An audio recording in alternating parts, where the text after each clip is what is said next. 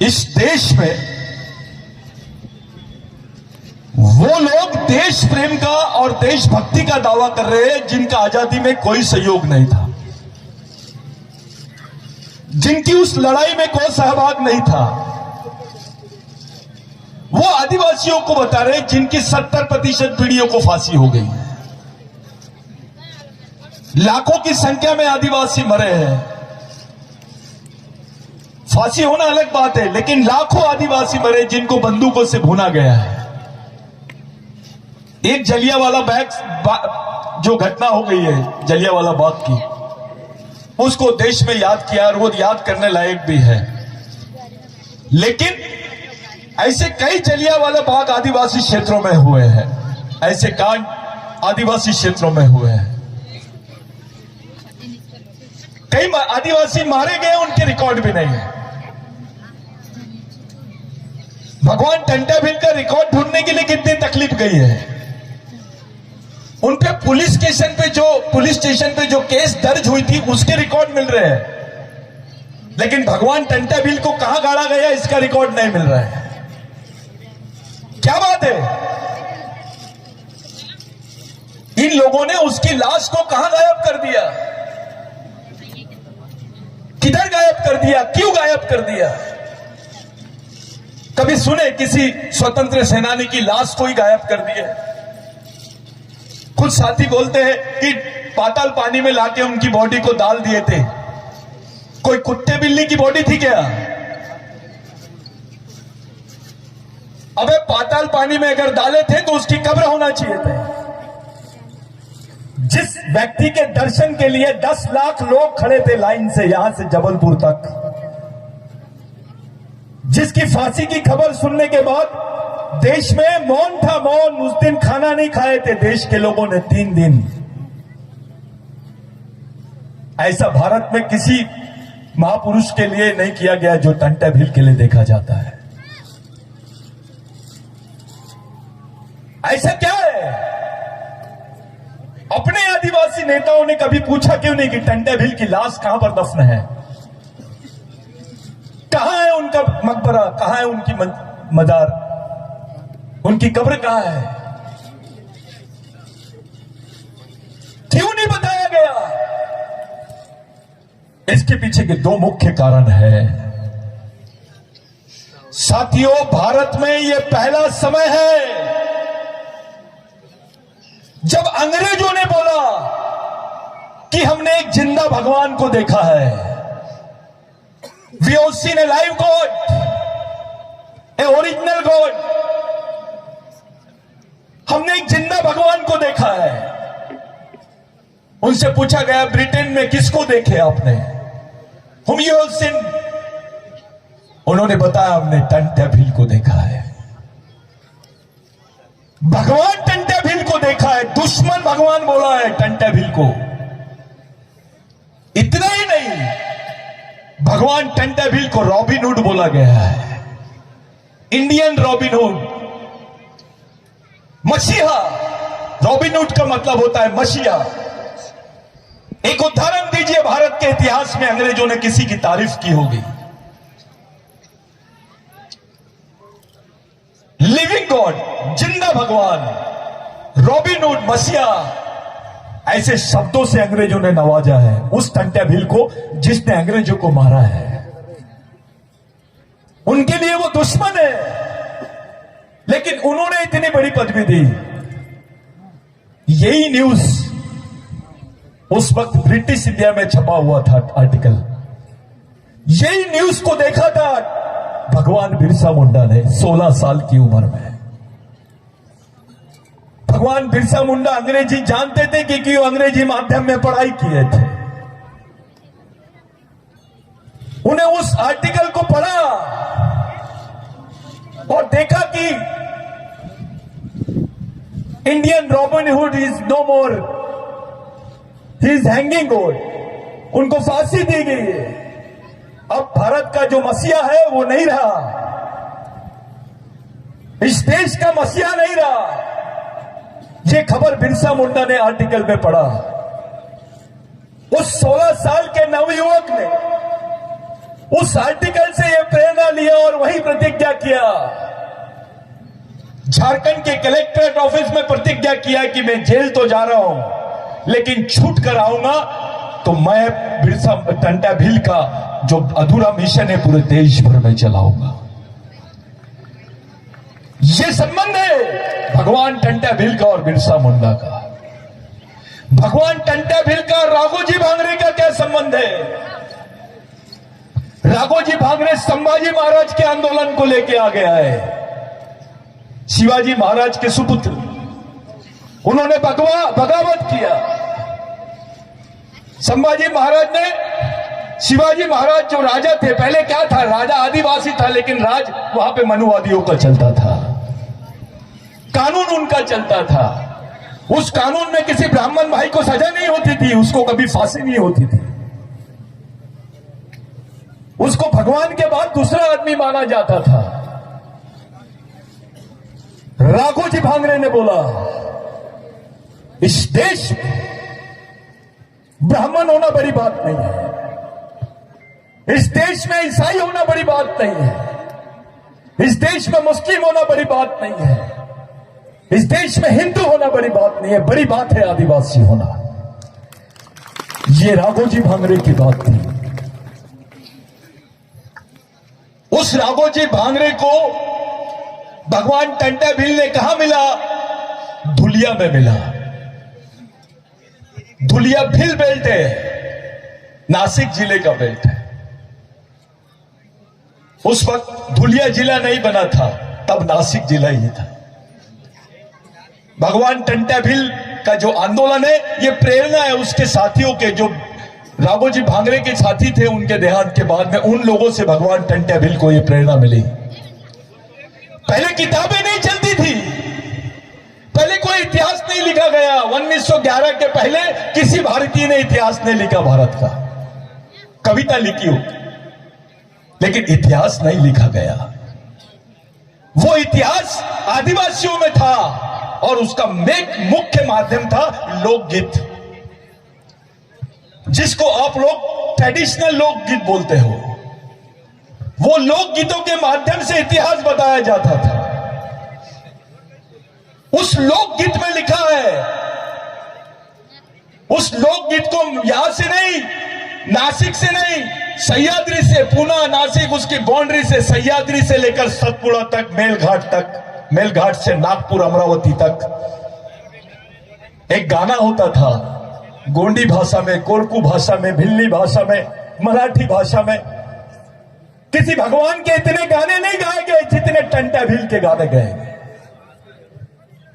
उस गानों के बदौलत जिसमें लिखा था कि संक्रांत के 12वें दिन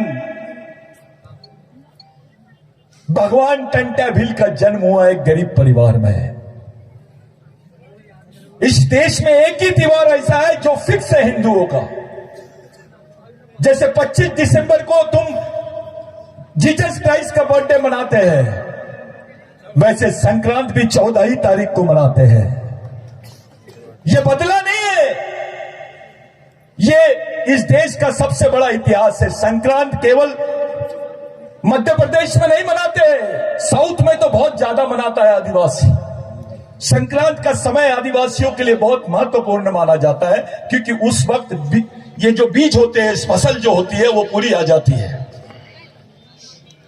और उस लोकगीत में लिखा हुआ था एक बीज को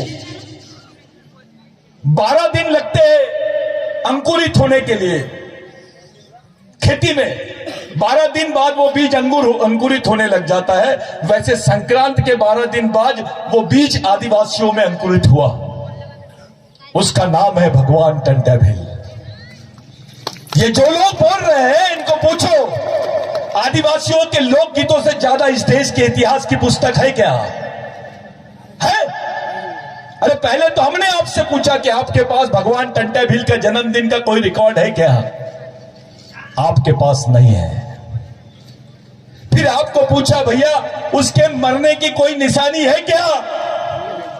नहीं है। हमारे बुजुर्ग बताते हैं कि टंटा भील को तो रानी विक्टोरिया साथ में लेके चले गई थी, यहां से एलिजाबेथ। क्योंकि उनको समझ में नहीं आता था कि टंटा भील गायब कैसे होता है। दामेगोंड नाम का एक व्यक्ति था, टंटा भील का पूरा कारोबार संभालता था। रेंगा कुरकू, भगवान रेंगा कुरकू और दामेगोंड, ये एक ऐसी पर्सनालिटी थी, इनको 12 भाषाएं आती थी, 12 भाषाएं। साथियों, आप मराठी बोल सकते हो क्योंकि आदमी की भाषा है, अंग्रेजी बोल सकते हो, आदमी बोलता है, बिल्ली भाषा बोल सकते हो, आदमी बोलता है, गोंडी बोल सकते हो, कोरकू बोल सकते हो, लेकिन पशु और प्राणियों की भाषा भी बोली जाती थी आदिवासियों में। वर्ल्ड में यह कहीं रिकॉर्ड नहीं है। भगवान रेंगा कोरकू को जानवरों की भाषा आती थी, दामेगोंड को जानवर की भाषा आती थी, पशुओं की, पक्षियों की भाषा आती थी। मामूली चीज नहीं है। ऐसी यहां की खबर 4 घंटे में मेलघाट के नागपुर में नहीं पहुंचती थी। तब कोई फोन नहीं था, कोई विमान नहीं था, एरोप्लेन नहीं था। इसको नेटवर्किंग बोलते हैं। तो राघोजी भांगरे के आंदोलन से प्रेरणा लेके टंटा भील ने यह आंदोलन चलाया। टंटा भील के आंदोलन से प्रेरणा लेके रेंगा कोरकू ने चलाया। रेंगा कोरकू और टंटा भील की प्रेरणा लेके बाबूराव शेड़माके ने आंदोलन चलाया। इनकी प्रेरणा लेके बिरसा मुंडा ने आंदोलन चलाया और उनकी प्रेरणा लेके अपन लोग चला रहे हैं आंदोलन। ये वही आंदोलन है जिसको आप लोग चला रहे हैं। ये मेरा नहीं है, ये किसी सतीश पेन्नाम का नहीं है। ये आंदोलन हमारे पुरखों का है, पूर्वजों का, हमारे भगवानों का है। कुछ लोग व्हाट्सएप पे कमेंट्स कर रहे थे कि सतीश भाऊ ने भगवान कैसे बोल दिया टंटा भील को। 2 किस्म के भगवान होते हैं जिसको आपने देखे ही नहीं। एक ऐसा भगवान और जिसको आपने देखे है कि उसने आपको जमीन दिया, अपना जीवन दे दिया, आपके लिए मर गया हंसी से। जब फांसी की सजा भगवान टंटा भील को दी गई तो उनसे पूछा गया कि कल तेरे को फांसी होने वाली है। सब लोग बाहर भीड़ लगाए हुए हैं। अपने परिवार वालों से मिलना चाहता है क्या? अपने परिवार वालों से मिलना चाहता है क्या? तो भगवान टंटा भील ने बोला, मैंने 17 साल से अपने परिवार की लोगों की शक्ल नहीं देखी। 22 साल से मैंने अपने पिताजी, अपनी बहन को नहीं देखा। मैं उनको पहचान भी नहीं सकता हूं और मिलना भी नहीं चाहता हूं। मैंने पूरा जीवन जिन लोगों के लिए दिया है वो मेरा समाज है, मैं उसी को अपना भगवान मानता हूं। ये ताली बजाने वाली बात नहीं है। शंकराचार्य ने बोला क्या कि मैं आदिवासियों को भगवान मानता हूं। रामदेव बाबा बोलता है, कोई नहीं बोलता है। लेकिन एक भगवान ने तुमको भगवान माना है।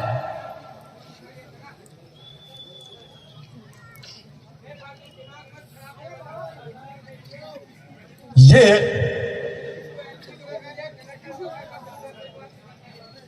देखिए कि ये जो बात है, एक भगवान समाज को भगवान बोलता है।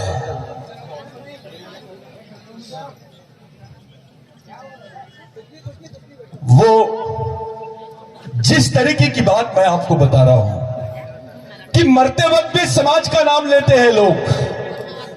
मैं अपने समाज को देखना चाहता हूं। इतनी बड़ी बात किसी ने नहीं किया। इतनी बड़ी बात नहीं किया किसी ने, किसी क्रांतिकारी ने नहीं किया। यह बात आपके लिए भगवान टंटा भील ने की है। आपके जमीनें तो छीन ली गई थी, आपके पास जमीन नहीं थी, हमारी मां बहनों को कपड़े पहनने की परमिशन नहीं थी। भाई साहब, सब लोग एक जगह बैठ जाइए, उठ के मत जाइए, क्योंकि ये आदिवासी कौम है, भागने वाली कौम नहीं है, लड़ने वाली कौम है। बैठ जाइए। आप लोगों से विनती है कि शांति से बैठे तो मैं बोलूंगा, नहीं तो मैं नहीं बोलूंगा। तो एक जुनून देखिए उनका कि समाज को देख के मरना चाहता है। मैं मरते वक्त मेरे समाज को देखना चाहता हूं। कौन आदमी बोला है ऐसा, बताइए? कौन आदमी बात करता है? इतनी वफादारी समाज के प्रति।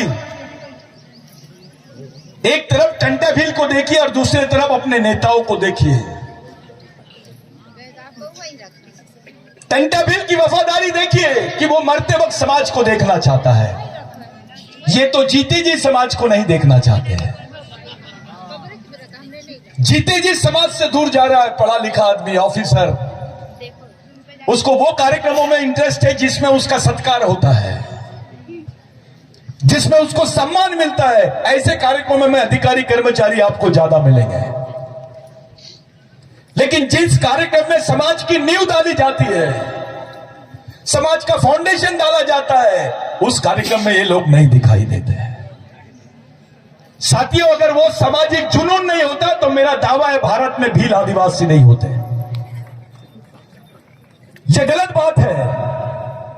अरे तुमको तो गुनाहगार जमात बोला जाता था, गोंड को गुनाहगार जमात बोला जाता था, कोरकू को बोला जाता था, भील वंश के सभी लोगों को भील गुनाहगार बोला जाता था।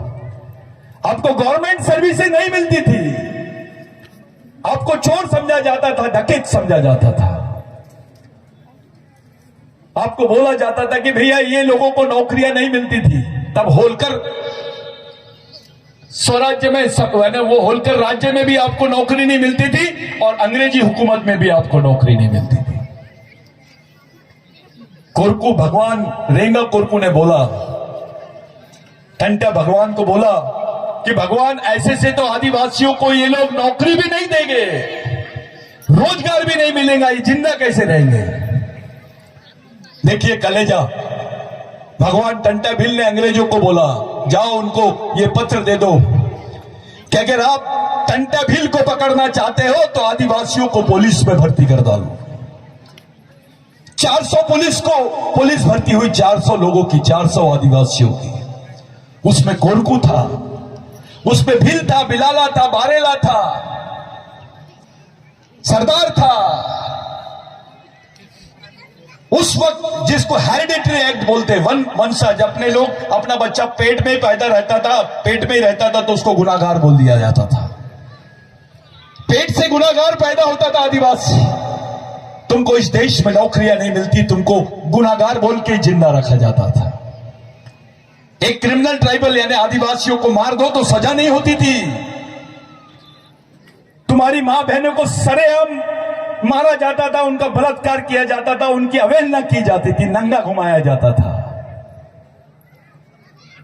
यह सच्चाई थी। चाहे महाराष्ट्र से लेकर मध्य प्रदेश से लेकर इधर पूरा जितना सतपुड़ा पहाड़ है, सह्याद्री सतपुड़ा क्षेत्र, आज जो गर्व से बोल रहे हैं ना, मैं आदिवासी हूं, ये मेरी बीबी है, मेरा बच्चा है, ये मेरा घर है। मेरे भाई, दिल से पूछ, दिल पे हाथ रख के पूछ, कौन से भगवान ने तेरे को जमीन दिया है, कौन से भगवान ने तेरे को जिंदा रखा है। टंटा भील नहीं होता तो भारत में भील नहीं होता। उस कानून के वजह से आज तुमको भगवान टंटा भील को पकड़ने के लिए खुद ने बोला कि मेरे समाज के लोगों को नौकरियां दो। अगर वो भर्ती नहीं होती तो आज तुम लोग टीचर नहीं बनते, डॉक्टर नहीं बनते, इंजीनियर नहीं बनते, वकील नहीं बनते, बाबू नहीं बनते, पढ़ नहीं सकते, तुम्हारी मां बहनों के बदन पे कपड़े नहीं होते। भगवान टंटा भील ने बोला कि मेरे को पकड़ लो, मेरे समाज को छोड़ दो। उसने बोला है, उसको भगवान रेंगा कोरकू ने बोला, भगवान ये तो आपको पकड़ लेंगे, हमारा क्या होगा। टंटा भील बोलते हैं, अरे अगर मैं 100 बार भी जन्म लूंगा तो अपनी कौम के लिए मैं ऐसे ही मिटते रहूंगा। समाज के नाम पर बड़ा होने वाला भगवान और समाज के नाम पे कुर्बान होने वाला भगवान, इसमें फर्क है। कुर्बान होने वाले भगवान का नाम है भगवान टंटा भील। आज तुम्हारे पास नौकरियां है, जमीन है, जमीन के टुकड़े हैं, जाओ 1911 के पहले का रिकॉर्ड निकालो, पूछो कौन से राजा ने तुमको जमीन दी, कौन से भगवान ने तुमको जमीन दी, पूछो। राघोजी भांगरे नहीं होता, बिरसा मुंडा नहीं होता, बाबूराव शर्मा के नहीं होता, टंटा भील नहीं होता, रेंगा कोरकू नहीं होता, तुम्हारे पास टुकड़े भी नहीं रहते जमीन के। तुम्हारी जमीन तो छीन लिए थे। भारत की 70 से 75% जमीन आदिवासियों की थी, आज उसकी केवल 12-18% जमीन बची है। मध्य प्रदेश के आदिवासी दूसरे राज्य में जाता है मजदूरी करने के लिए। मध्य प्रदेश में हर एक घर के बाद एक मजदूर मिलता है, वो आदिवासी होता है। सबसे गरीब लोग आदिवासी, सबसे मजबूर लोग आदिवासी। अरे जो मां रहती है, हमारी बहन रहती है, उसके पेट में बच्चा भी रहता है तो वो गड्ढा खोदते रहती है, क्योंकि उसके पेट का सवाल रहता है। जिसको बिस्तर पे आराम करना चाहिए वो 8 महीने तक के अपने बच्चे के लिए गड्ढा खोदती है, तब भी शर्म नहीं आती हमारे नेताओं को, हमारे लोगों को, हमारे चाहने वालों को। सरकार से अपेक्षा मत करो, क्योंकि इनकी नीयत आदिवासियों के बारे में साफ नहीं है। लेकिन अपने समाज के अधिकारी, कर्मचारी, नेताओं से तो अपेक्षा कर सकते हैं ना, क्योंकि उसमें खून है अपना। कोई भी पार्टी में रहे, वो बजरंग दल में काम करे, आरएसएस में काम करे, बीजेपी में काम करे, कांग्रेस में काम करे या और कहीं काम करे, लेकिन हमको विश्वास उस पे नहीं, हमारे खून पे है कि जिस दिन उसके भी खून उसका जाग जाएगा, उस दिन वो समाज के बारे में जरूर सोचेगा, क्योंकि आदिवासी का खून गद्दार नहीं है। अभी भी उम्मीद है कि समाज का आदमी समझेगा कि यह लड़ाई किस लिए लड़ी जा रही है। ये किसी धर्म के खिलाफ में या किसी लोगों के खिलाफ में नहीं है, समाज के हक में है। क्या गुनाह है आदिवासियों का? मध्य प्रदेश में 35% से ज्यादा आदिवासी है। किसी समय 60% आदिवासी होते थे, आज मध्य प्रदेश में 35% हो गए, यानी 25% गायब हो गए। और गायब नहीं हुए, वो रोजी रोटी के लिए, अपना पेट पालने के लिए दूसरे राज्य में रह रहे हैं। 10 एकड़ जमीन है तो भी भीख मांग रहा है वो। 10 एकड़ जमीन है फिर भी दूसरे राज्यों में जाके गड्ढा खोद रहा है वो। ये उस लड़ाई का हिस्सा है। भगवान टंटा भील के समय में जो काम हुआ है मेरे भाइयों, उसी का नतीजा आज हम समाज देखते हैं। और इस समाज ने इतनी गद्दारी कर दिया कि 180 साल बाद भी पता नहीं लगा पाया कि टंटा भील का परिवार कहां है, टंटा भील की मजार कहां है, टंटा भील का इतिहास क्या है, टंटा भील की विचारधारा क्या थी, कौन है रेंगा कोरकू। ये केवल कोरकू की ड्यूटी नहीं थी, ये भीलों की भी ड्यूटी थी, क्योंकि ये समाज के लोग थे, किसी एक जात के लोग नहीं थे। अगर ये एक जात के होते तो बिरसा मुंडा टंटा भील से प्रेरणा नहीं लेता, टंटा भील राघोजी भांगरे से प्रेरणा नहीं लेता, बाबूराव शर्मा के इनसे प्रेरणा नहीं लेता। ये समझना पड़ेगा। ये जो आंदोलन है, आपकी आने वाली जनरेशन को बचाने का आंदोलन है। इस मीटिंग का महत्व बता रहा हूं मैं अभी, कि इन्होंने बोला है भील वंश के लोग, जिनकी भाषा में ज्यादा शब्द जो आते हैं वो संस्कृत के आते हैं, और ये आदिवासी नहीं है। अबे आप आदिवासी हो करके आज तुम्हारे पास नौकरी है, तुमको पढ़ने दिया जा रहा है, बदन पे कपड़े हैं, जमीन है। जिस दिन तुम आदिवासी नहीं रहोगे उस दिन सोचो तुम्हारा क्या होगा। तुमको तो खत्म ही करने का प्लानिंग कर लिया गया है।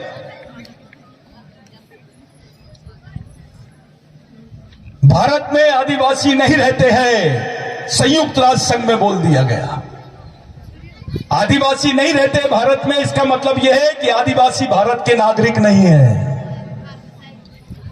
तुम्हारी मालकियत कोई नहीं, नागरिकता को भी खत्म करने का षड्यंत्र चल रहा है। उस चीज को जिंदा रखने के लिए ये जो प्रोग्राम है, ये पूरा विश्व देखेगा अभी कि टंटा भील के वंश के लोग जिंदा है, उस मालिक के वंश के लोग जिंदा है जो खुद भी मालिक है। इसका महत्व यह है। कितने लोग हैं ये महत्व का विषय नहीं है, मिशन में कोई नहीं चलता। अगर 50 लोग भी आते हैं इस कार्यक्रम में तो 50 लोग बहुत महत्वपूर्ण है, क्योंकि विचारों से है। कैसे लोग हैं ये महत्व की बात है। आप गरीब हो, पैसे वाले हो, इसका भी कोई महत्व नहीं है। आप ऑफिसर हो, बहुत पढ़े लिखे हो, कलेक्टर हो और समाज के बारे में कुछ नहीं सोचते हो तो तुम समाज के हेडमैन नहीं, डेडमैन हो। मरे हुए व्यक्ति हो, जिंदा आदमी वो है समाज का जो मजदूर भी है लेकिन समाज के बारे में सोचता है। समाज बहुत बड़ी चीज है। अगर भगवान टंटा भील समाज के लिए कुर्बान हो सकता है तो क्या हमारे में वो जज्बा होना चाहिए कि नहीं कि हम भी समाज के लिए कुर्बान हो और उस रास्ते पे चले जिस रास्ते पे टंटा भगवान चल रहे थे, रेंगा कोरकू चल रहे थे। आज का जो प्रोग्राम है, ये प्रोग्राम विश्व स्तर का प्रोग्राम है। आज गणतंत्र दिवस है भारत में। राष्ट्रपति का भाषण देखे होंगे। राष्ट्रपति जी आदिवासी है लेकिन आदिवासियों के इतिहास पर कोई उल्लेख नहीं। प्रधानमंत्री जी का भाषण देखे होंगे, आदिवासी इतिहास पे कोई उल्लेख नहीं। अरे इस देश के राष्ट्रपति को नहीं मालूम, इस देश के प्रधानमंत्री को नहीं मालूम कि 26 जनवरी को भगवान टंटा भील का जन्म हुआ था। ये जानबूझ के उनकी फोटो नहीं लगाना चाहते हैं। उस स्वतंत्र सेनानी का दर्जा नहीं देते हैं हमारे लोगों को। एक अलग इतिहास बताया जा रहा है देश में। आपको उस इतिहास को खड़ा करना है।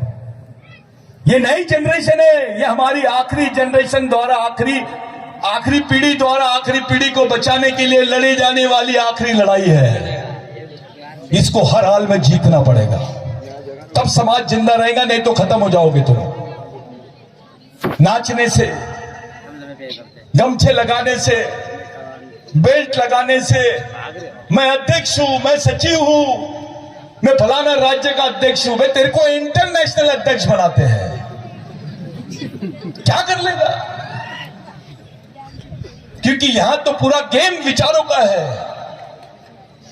इन विचारों को लेके तुम जिंदा रह सकते हो, इन्हीं विचारों से तुम लड़ सकते हो, इन्हीं विचारों से तुम बच सकते हो।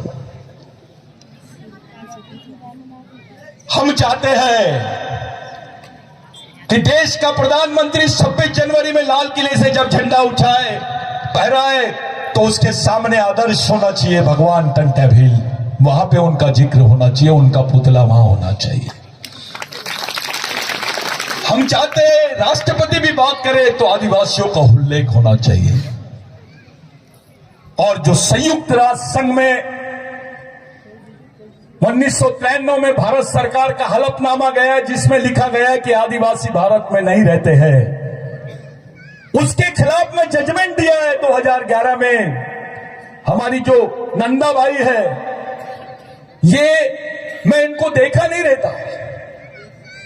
इस केस को सुप्रीम कोर्ट में ले जाने के लिए मैं यहीं से बोल रहा हूं। एमएलए लोगों को तक मैंने रूम में बंद किया हूं। महाराष्ट्र की विधानसभा में झगड़ा लड़ा हूं। बिरसा ब्रिगेड का जो भूमिका है इसमें बहुत बड़ी थी। नंदाबाई को केस में नंदाबाई के केस में महाराष्ट्र गवर्नमेंट सुप्रीम कोर्ट गई। महाराष्ट्र गवर्नमेंट को मजबूर किए 2009 में, 2008 में। इसके पीछे बिरसा ब्रिगेड की बहुत महत्वपूर्ण भूमिका थी। मैं कसम खा के बोल रहा हूं, मैं पहली बार मिला हूं नंदाबाई से। पूछो तुला भेटलो होता यापूर्वी कधी? नहीं। मैं उसको बोल रहा हूं मराठी में कि तुमको मैं मिला था कभी? नहीं, सिर्फ नाम कॉपी था। एक नंदाबाई भील है, यानी आदिवासी है, उसके लिए लड़ना मेरा फर्ज था।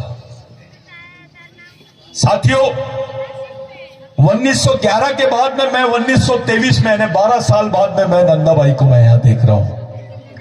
ये हमारे लिए राष्ट्रपति से बड़ी है, किसी नेता से बड़ी है, मिनिस्टर से बड़ी है। उसके साथ जो हुआ वो आप लोग जजमेंट में पढ़ना, उस निर्णय में पढ़ना कि क्या हुआ था उसके साथ। वो रोई। और हर समाज में बहुत सारी नंदाबाई है जो सामने नहीं आई, ये हिम्मत करी सामने आई। आप लोग 3 बातें याद रखो। मैं जान रहा हूं मैं कौन से दिन बात कर रहा हूं। मैं भारत के गणतंत्र दिवस पे बात कर रहा हूं। एक भी चीज अगर मैंने राष्ट्रीयता के खिलाफ में बोली तो मैं गुनाहगार हो सकता हूं, राष्ट्रद्रोह का दर्जा मेरे पर गुनाह हो सकता है। लेकिन मैं पूरे विश्वास के साथ यह सवाल खड़ा कर रहा हूं कि भारत में जितनी लड़ाई अंग्रेजों के खिलाफ में हुई उसका 70% लड़ाई केवल आदिवासियों ने लड़ी है। 70% जिस समाज ने आदिवासी समाज ने लड़ा है, इतिहास के किताब में उसके 3 पेज भी नहीं है, उसका 1 पेज भी ढूंढना पड़ता है आपको।